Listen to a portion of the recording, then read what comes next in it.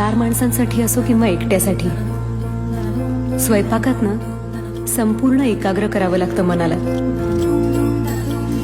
एका माणसाचं जेवण बनवायला तेवढीच मेहनत लागते जितकी 40 माणसांच्या स्वयंपाकाला. हे कधी विसरायचं नाही. स्वयंपाक करणं म्हणजे काय? आपल्यातलं काहीतरी काढून त्या पदार्थाला देणं. तुम्ही काय द्याल तुमच्या भाजीला, तुमच्या आमटीला?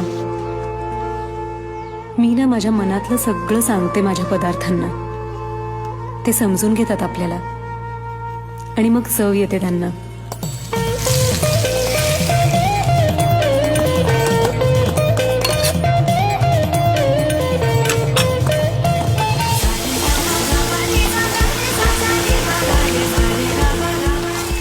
चांगल्या पदार्थाची पहिली खूण असते त्याचा वास. कधीतरी पोपट खालूनच विचारतो मला, ताई मोदकाचं सारण बनवताय काय?